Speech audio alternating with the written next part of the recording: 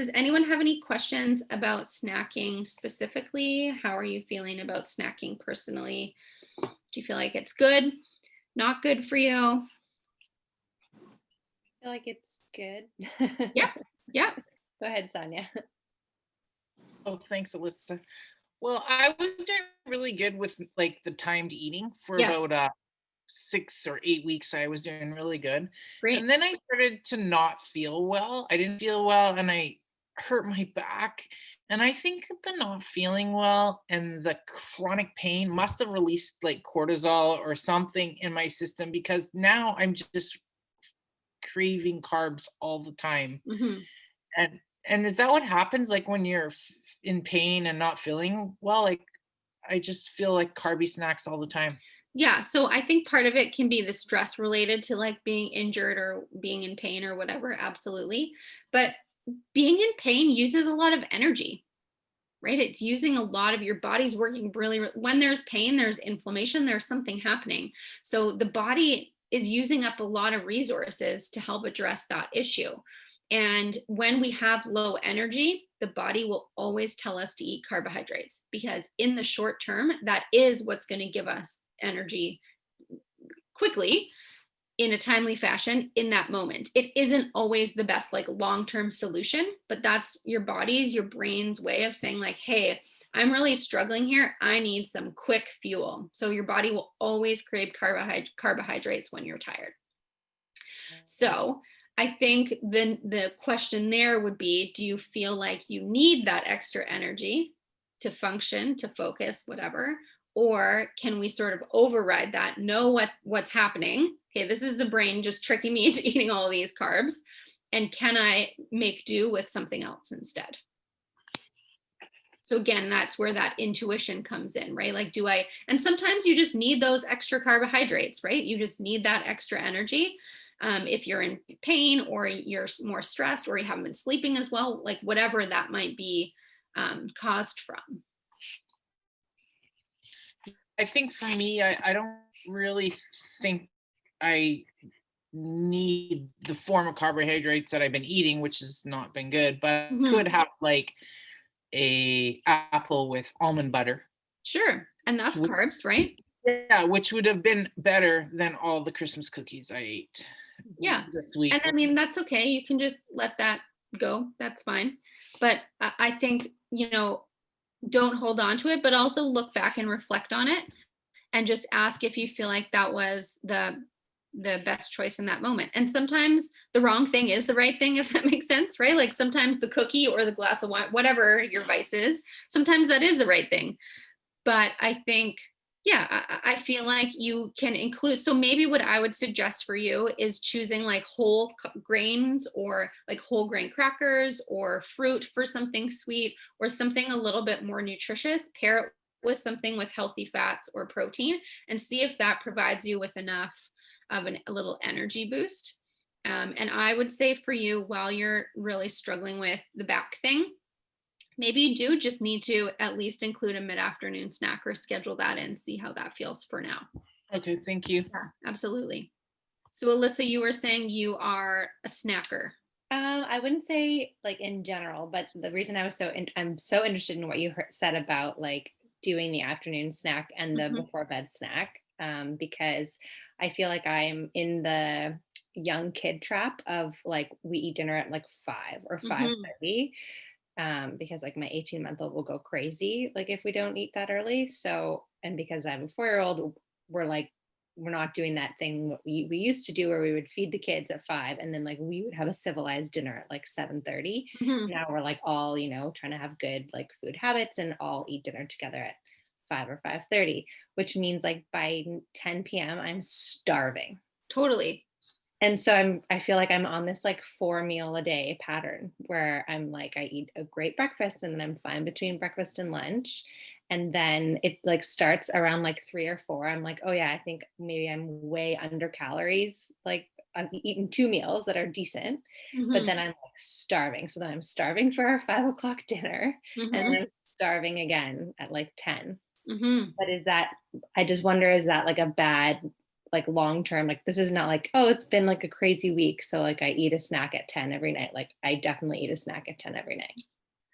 Well, I feel like there's this weird thing about snacking that like you can't like I don't know where this even came from, but like you shouldn't eat after dinner. Like I have no idea where like as a just general rule, I think that's ridiculous. Okay, I'm glad So to hear I that. have no idea where that like weight loss tip came from. Like It's you not know, that I'm even trying to like, I'm not trying to lose weight, but I just don't want to have this like, well, like I am a grown up, so should I like right. maybe not eat 4 meals a day? And of course, like I'm not eating a whole meal at that time, but I don't know if I didn't know if it's like more healthy to like front end the day better with like more food. But I feel like no matter what way I slice it, if I eat at 5, I cannot go to bed like at 11 So what without. I would say is I think just with your schedule being what it is, like I would try and have a little something maybe around 2:30 Mm-hmm. and then maybe have a snack like around 8:30 or 9 before you get like super crazy Right. ravenously hungry. And just don't try and like avoid it. Just say Yeah. just like that's part of my eating schedule. I'm allowed to have a snack at 8:30 or 9. That's fine. Okay. And Yeah. I have struggled with sleep this year, like Yeah. probably everybody else in the world. So I find like if I try to not eat that before bed thing, like I definitely won't sleep.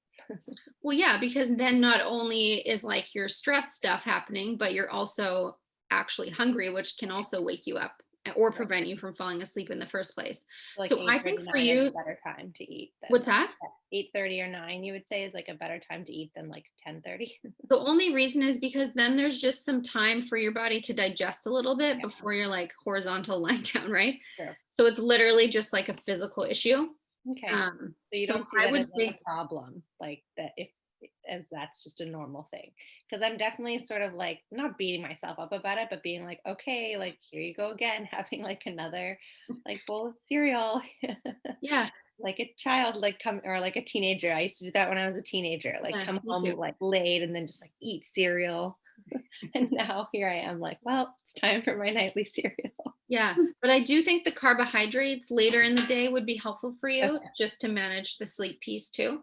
cool. Yeah, Okay, good to know. yeah. Thank you.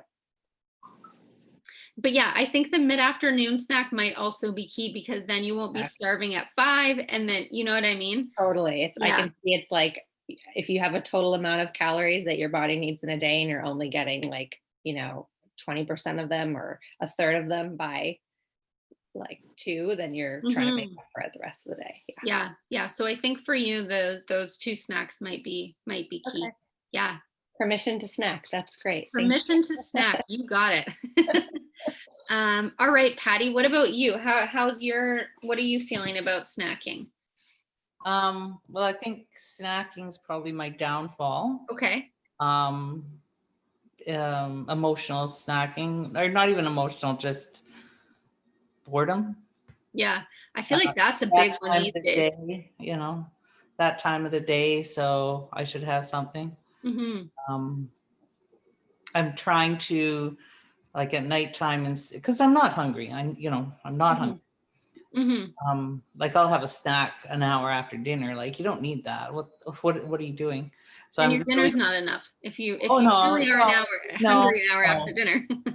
it's not hunger. It's just Yeah. boredom or it's that time of the day habit kind of thing. So I'm Okay. trying to get to, having some peppermint tea or something instead after dinner. That's my eating after dinner has always been my biggest problem. So Okay. trying to And focus on having tea or something. do you think it's realistic then if that's sort of like a challenge time for you? Do you think it's realistic for you not to snack in the evening at all or should you schedule a snack but then just be more mindful about what that is? No, I don't think I should snack at all. Okay. If I'm hungry, okay, but Sure. I really need to say no. You don't snack. You have some tea, Okay. and if you decide you're hungry after that, then okay, allow yourself. But Okay. All right. So I like that strategy. So let's try for you no after dinner snacking and then tune into the intuitive eating part. And like if you're hungry, then yeah, have something, but maybe just trying to break the habit for a little bit. yeah, And don't you find too, like just with anything, like once you kind of do it for a couple weeks, it just becomes like it's not really a thing that much anymore. Like once you stop snacking for, like if you don't do it for 2 weeks or you do something for 2 weeks, then it's either in your routine or you've kind of broken that habit, right? Yeah. Yeah, the routine I enjoy though, so. That's hard. Definitely. Okay. And then what about you, Robin? What have you been doing about snacking these days? My problem is maybe kind of the opposite is I think I tend to eat too much for my meals. So I really don't snack a lot. Okay. Like obviously I'll, like if you crave whatever, sometimes I'll have the odd like, but I do notice that if I don't eat as big of it, like if I pay attention to the satiety scale and I try to stop myself before I'm like full, I definitely do need, like, especially dinner, because I eat dinner, we eat a little on the earlier side too, usually around 5:30, 6 o'clock. That by the time I go to bed, like 10 o'clock rolls around and it's like, yeah, I'm pretty hungry. So sometimes I'll just grab a few almonds and like or a piece of fruit or whatever is in the fridge and because is it okay, like, so you shouldn't go to bed hungry, right? Like, No. yeah, like, so if Yeah. you're starting to feel those like rumblings of hunger before you go to bed, you should probably just stop and take a snack anyway, just in case, right, to stave it off, kind of. Yeah. Or like I was saying to Alyssa, if you're noticing that that's a pattern, like, 10 o'clock, you're kind of getting ready for bed and you're like, oh, wow, I'm hungry. Maybe backing it up an hour, just scheduling a little something in. Again, Right. just so you have more time to digest that before you do go to bed. Yeah. But yeah, no, I would say never ignore if you truly are physically hungry. I think we're developing those skills. Let's honor what our body's telling us, right? Like we're looking for the answers. You got it. Like you're hungry, eat something. Yeah, absolutely. Yeah. And I think too, like I said, if your blood sugar is low or you're hungry during the night, then sleep is going to be impacted. So yeah, I think it's important for that reason too. So if you don't snack, does that not slow your metabolism down? Like, is that like, I know that whole you were talking about before, I had always heard that too, about like if you have like maybe 4 or 5, 6 smaller meals a day as opposed to 3, your metabolism stays more consistent or speeds up a little bit. So that's not necessarily the case, right? What you were Yeah, saying. the jury's still really out on that. It's really unclear. And to me, when there's a lot of like this study says this and this study says the opposite, and there's a lot of similarities, to me that just says it's just not a practice that suits everybody, right? So it might be that for some people it helps with their metabolism and for other people it doesn't. And there are so many like genetic factors that influence all kinds of things related to metabolism. So yeah, it isn't a definitive thing, and it's kind of one of those weird things that just gets tossed around all the time that isn't actually really like evidence-based. Right. Yeah. Good to And know. in fact, for some people, snacking all the time actually throws their metabolism off. So it can actually, for some people, have the opposite effect. So if you, when you're snacking, not you, but like people, when you're snacking, if you feel like snacking sort of like really like stimulates your appetite, and not necessarily like true hunger, but like really like you can't, like you're just searching for food, then that's actually throwing things off. So the timed eating in some cases can actually regulate metabolism. Okay. Yeah. With the And time, sorry. Go ahead. I was just curious. So basically you pick, like, is it a certain range of you eat within like the same, like half an hour every day or 15-minute, like, does it have to be, or specifically like 5 o'clock, 12 o'clock? Like, No, it doesn't have to be exact. The idea is that you just wait for the stomach to fully empty in between meals. So you would wait 4 to 5 hours in between meals. So that might, like, say most of the time, say you eat breakfast at 7, then you would eat around, 1 o'clock, but that can kind of change based on what your day looks like. And I mean, for some people, it's just not possible because they have set breaks, like, for example, I work with a lot of teachers and their lunch is at 11:30, and so that's when they have an opportunity to eat. So sometimes there are things that get in the way of that to some degree, but yeah. Excuse me, sorry, you, my internet froze and I didn't hear that. That was a great question, Robin. You asked for timed meat eating, do you have to eat at the exact time? No. But, Yeah, um, so no, you don't. The idea is that you want there to be at least about 4 to 5 hours in between your meals. So Okay. say, for example, you would eat at 7-ish and then 1-ish and then 6-ish. Okay, But if your breakfast time changes, then your other times, your Right, other meals would great, change a that's little what I bit. thought. Okay, thank you. Yeah, yeah. But I mean, for some people, that structure and that sort of like consistency every day is actually helpful. But no, it doesn't have to be exact. Okay, And then probably like at least sort of like 12 hours overnight, I would say for most people is good. Again, just to give your system a break so that it's not always like digesting food all the time. Yeah. Okay. Do we have any other questions about snacking at all? Good. this is an unrelated question. I Yeah. don't know. Oh, good. I was going to say we can then move to unrelated questions. So perfect. Please, what are your thoughts about coffee? You might not like my answer. Okay, I have done everything. I've tried everything, for the sake of walking the talk.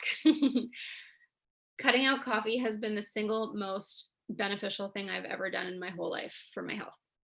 So I've had it by accident twice in the past 14 years. I cut out coffee 14 years ago, and I do have caffeinated tea occasionally, like a green tea or matcha or something. But it has been the single most, like I can pinpoint. And that's why I always say to people, like, don't underestimate the power of changing one thing, literally.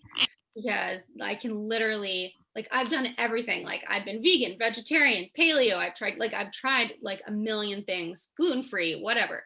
And it has literally been the single most important thing I've ever done.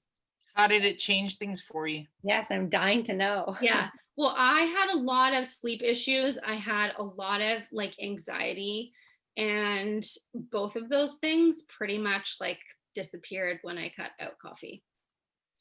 Like my energy was better, I slept better. Like I knew sleep was an issue for me and I knew anxiety was an issue for me, but my mood was more stable. Even like my appetite, like my blood sugar, I could tell was more stable. I mean, the first week or 10 days was horrible. And I was like a coffee drinker, like probably like 3, 4, 10 cups a day. Like I drank a lot of coffee. And so it was tough for about 10 days. And then I slept through the night for the first time after about 2 weeks with no coffee for the first time, maybe in my memory. Wow. Yeah. Because I have digestive issues and I feel like sometimes they're a result of drinking too much coffee. Like my stomach just burns. I don't know. Yeah. Well, coffee's acidic. And I mean, I don't mean to demonize coffee. And, I know there are lots of people who drink coffee, and I think that their relationship with it is fine and it isn't necessarily taking away from their good health or anything like that. So I definitely know that like everyone's different. But yeah, digestion wise, it's acidic. It can be hard to digest. So usually what I would say if it's upsetting your digestion is to have it with food in the morning. So like a lot of people rush to like pour coffee, like for like, right. I get it. I used to do it. And so if you can either move up your breakfast or delay your coffee so that you're doing those things kind of at the same time, it's a lot easier on digestion. And it's also going to be a lot easier on your blood sugar. So what a lot of people don't realize about coffee is that it gives you energy by creating a stress response in your body. So when you drink coffee, it stimulates your adrenal glands, which are your stress hormone regulating glands, to release cortisol. You probably all heard of cortisol. And cortisol increases your focus for a short time, and but it throws off your blood sugar. So when you have high cortisol, you also have a blood sugar roller coaster thing happening. So that's why you get that crashy feeling from coffee sometimes, just like you would a crash after sugar, because essentially a really similar thing is happening in your body. Yeah, so that's one tip that I would suggest, is trying to have it with food more often. If you can't do that, I would suggest adding like either something fatty or some collagen to your coffee. So like some coconut milk, or if you can tolerate dairy, like a tablespoon of cream, like half and half cream. Or like, yeah, collagen, you don't really notice it in there. Something like that, that's just going to help sort of like, just like the same with carbohydrates. When you pair it with fats and proteins, it helps kind of like slow down that sugar rush that happens. Same with coffee. So that's another tip if you're finding like it's throwing things off, like with energy or appetite or anything like that. Did you just go cold turkey? I did. I was gonna ask. Yeah, but that's my way of doing things. I actually don't recommend people cut out coffee cold turkey usually. I think a gradual reduction is usually a better idea. So like if you have 3 cups a day, cutting down to 2 for a couple weeks, then maybe just trying with 1, or even going so far as like half calf, like, you know, half decaf, half regular or something like that, and doing it gradually, because it can be pretty horrible. Like, you know, headache, like the headaches can be wicked. So yeah, it's not a fun journey sometimes. Yeah. So yes, I'm sorry about my opinion about coffee. Yeah. Whenever I do lunch and learns and stuff, well, now they're by Zoom, but when I did them in person, I would always like cringe whenever I talked about like, are people gonna throw things at me when I say this? Coffee cups. Yeah. So You interesting. suck. I've never heard like those benefits though, and like those all sound really good to me. I know, and like it is hard, and there are days when I have low energy where I think to myself like, gosh, I wish I could have a cup of coffee right now. But for me, the benefit definitely outweighs the energy. You have like a decaf ever? That's still I super- do. I have occasionally decaf, maybe like once a month I will have a decaf. But yeah, literally best thing I ever did. Inspiring. I don't know if I'm brave enough, but it's tempting. It's all right. Just plant the seed, right? Just think about it. Yeah. Do your kids sleep through the night? Yes. My Okay. kids sleep beautifully. I just have trouble now. Like I never did until this year. Like Yeah. I could sleep power down like a robot until specifically March of 2020. Jeez. But I can sleep. I just have a hard time falling asleep. So Yeah. And do you, when's the last time during the day you drink coffee? Like, is it just in the 9 morning? a.m. 9? Okay. So that probably isn't impacting your sleep too much. I don't think Um, so. I've like really reduced it. Like I used to be able to drink a coffee at like after dinner and then go to bed. Yeah. It seems crazy now to me, but Yeah. like, Women but do I feel like- metabolize coffee much slower too. I feel like it changed just with age too. Like I don't know, maybe, but Yeah. I still probably have about 2, so I could try to cut back to 1 first. Yeah, absolutely. Yeah, I definitely don't necessarily feel like everyone has to do what I did. No, but it sounds good. I would love to just fall asleep. So nice. It for me, it was like a switch flipped though. Like I all of a sudden just felt like it just wasn't good for me anymore. Like it just didn't feel good anymore. Good intuition. Yes. If only I listened to so many other things at that age, at 21. Yeah. Okay, so we have a few minutes left. Does anyone have any other questions, or does anyone want to talk about any challenges or things that have been going well for them? Maybe I'll just call on the rest of you one at a time and see if you have anything else to add. Robin, do you have anything else to add, share, ask? No, I think I'm good on this one. I was actually just typing that I gotta go pick up my kids, so I didn't want to be rude and just like Oh. take off. Take off when you need. But yeah, thank you so much. It was Absolutely. all, Nice to see you. I haven't seen you for a while, so it's good yeah. to see your face. Thanks. Awesome. Yeah. All right, Patty, what about you? Do you have any questions, things I can help you with? I know you're relatively new. Did you say you just had your intake with Anne today? Like to Yeah. start? Yeah. Yeah, I did, and I thought, okay, well, we'll just jump in with both feet. And Perfect. I Welcome, apologize. welcome. I meant to introduce you earlier, but I totally forgot. So everyone, this is Patty. yeah, no, I got a million questions, but I think I'm getting myself in a fairly good place. Good. Eating when I should and whatnot. So Okay.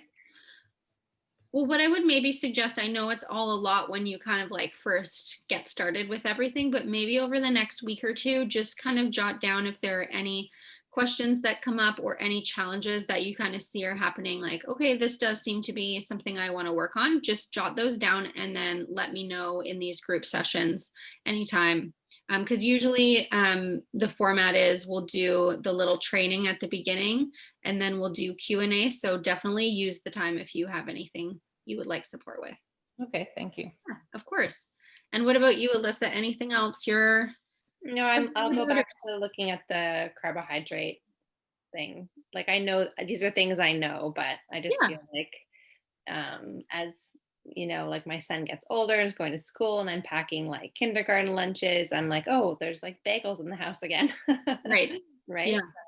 So you know, and just these are all things I just need to take more time to plan out rather Yeah, than the kid food trap, right? yeah, I mean, like we're pretty diligent. Like they're only like, you know, Silver Hills, like really like sprouted good bagels. So I don't feel like I'm not eating like a chocolate chip, like, you know, Totally. bagel stuff. Yeah. But still, like I could always, there are better choices. So I usually eat well, but I'm glad to talk about the snacking thing because like there's nothing worse than like adding a layer of shame on top of being hungry. Like I'm I know. eating this snack before bed, but I also feel like shit about it. So Right. no need.